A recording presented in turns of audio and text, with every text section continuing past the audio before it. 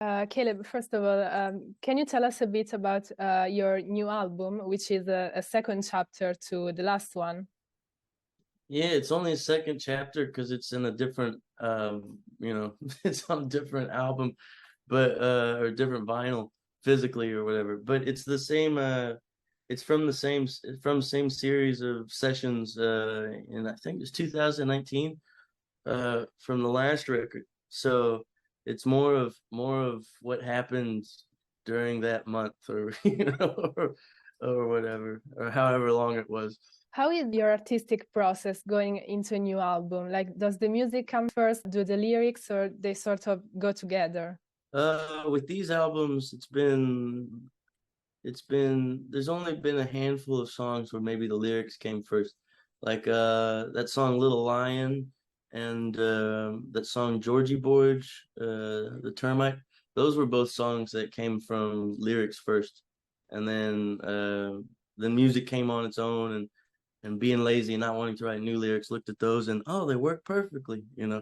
But otherwise, everything else, probably the music came first, and then write something to it, or just start saying nonsense to it, and some of the nonsense sticks and most of it doesn't, or something like that. And then go into the studio and try to record them all. And that's been what it has been for all for all these records. What about the sounds of this album? Because they're very almost psychedelic. Did you get inspiration from like the 60s music? So that what reminded me of. Yeah, I think that's just it's it's intentional in one way because I like those sounds, I guess. It's also a lot of working with Nick, the producer, him and I working together. Um, he has a big admiration to 60s, 70s, 50s. He really loves I mean, he'd probably narrow it down to just 4 or 5 years that he's really crazy about. But and so a lot of that comes, I think, from just both of us working together, and his affinity and his inspirations as well as mine. But I mean, we both love some of the same things, and some other things he loves more and I like less, and vice versa. But I think it helps to provide an album that is bigger than either me or either him as well, and by working together in this way. But I think as far as like with some of the with some of the techniques, with some of how it's recorded and things like that, it's all him. And I think that's a big part of why it sounds 70s, and as well, part of the reason. But yeah, I love uh I, I don't think they're strange sounds, but I guess some people go, oh, they're a little stranger, or Yeah. they're a little more than usual, or there's more things going on than normally, or but to me it doesn't sound like that so much. It just sounds like, yeah, of course there's that thing there, and of course that happened. It makes sense to me, more or less. You're also an amazing actor. How much do cinema and music inspire each other for you? I think a lot, because I think they both require similar things, and also some different aspects to those things. Um, but I think in turn they both affect each other. I think everything affects everything, more or less. And it's kind of about how aware you are of it, from which perspective you're seeing it from, and what you do with it, or about it.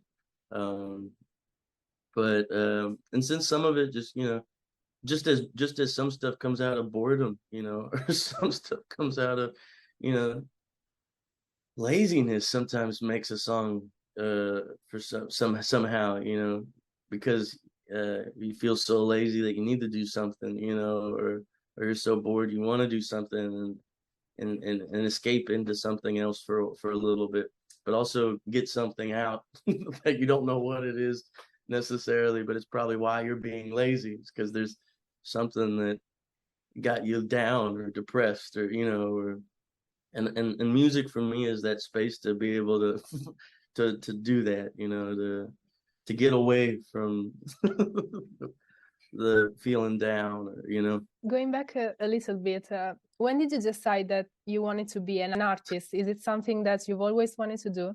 Well, like my mom, she played music and she writes music. So I grew up, watching my mother make songs, and writing them down and recording them on her tape cassette player and working them out and getting them perfect, and polished and playing them for us.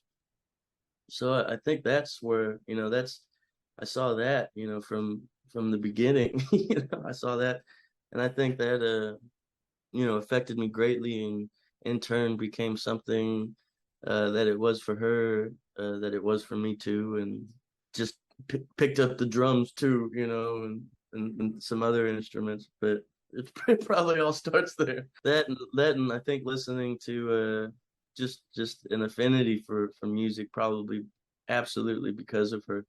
Uh, and the first time hearing Sergeant Pepper's when I was 6, she said, and things like that really affected me when I was a kid. That probably I've kind of used as a way to relate to something that I wasn't sure how to get at myself, maybe necessarily. Or I like in music how with films you can play a part to some degree. You can be yourself at times, and then you can also get really far away from yourself and can hide behind a voice or a face or you know and I love that songs can do that too. And with different parts of a song, you can have different feelings, of different people in the room or something like that.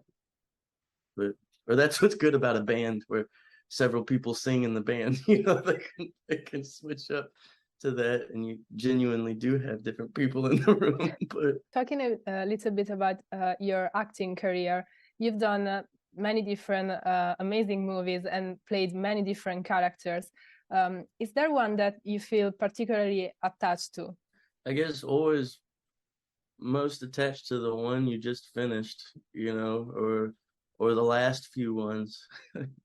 um, so yeah, probably I just finished a film with Luc Besson, and I think uh, that's the closest one, I guess. And then this film Nitram, that's still there, and even though it's been 2 or 3 years now, those still feel not too far away, I guess. But I've got a strange kind of take, or I lose track of time a lot, and so 3 years doesn't feel like 3 years to me sometimes, and feels like more like a year or something, or not that long ago. And Luke's film feels like maybe 3 4 months ago, when really it's been a lot longer than that probably by now. But except for whatever the last one is, until you can kind of wash it away with something else. When they present you like a project for a movie, what's the thing that gets you hooked up? Like you say, I want to do this. Yeah, the script, and the person behind behind the script, the director and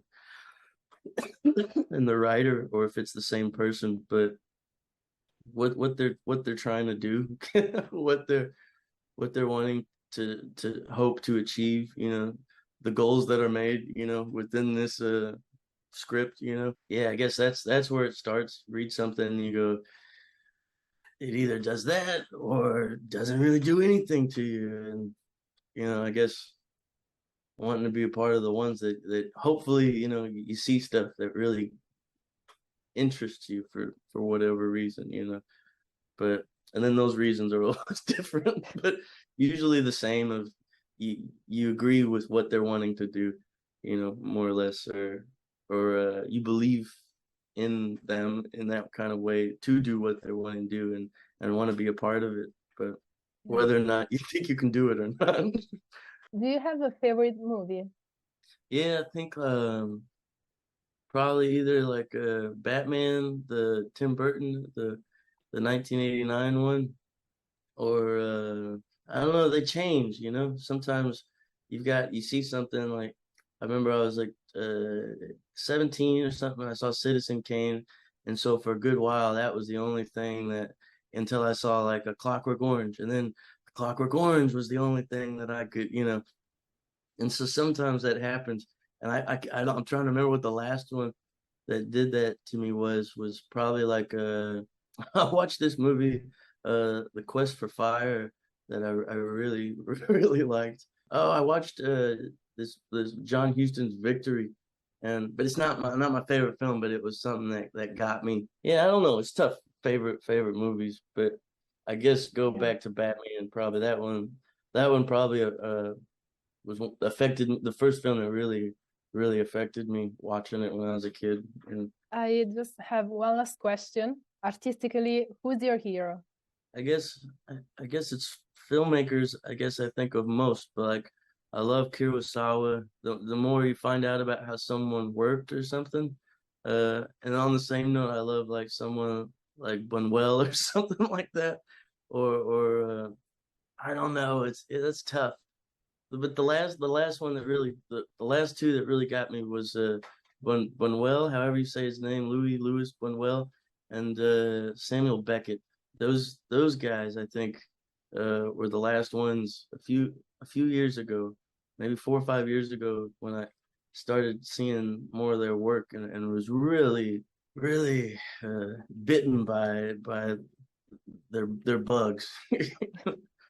But yeah, I think those were the two most influential in the last like 5, 10 years for me or something that I hadn't really known of beforehand. I gave them up a while ago, a few years ago. Stopped, just cut the cord for a bit because it was getting to be too much. Yeah. And nobody's really done that since. So they're the last ones.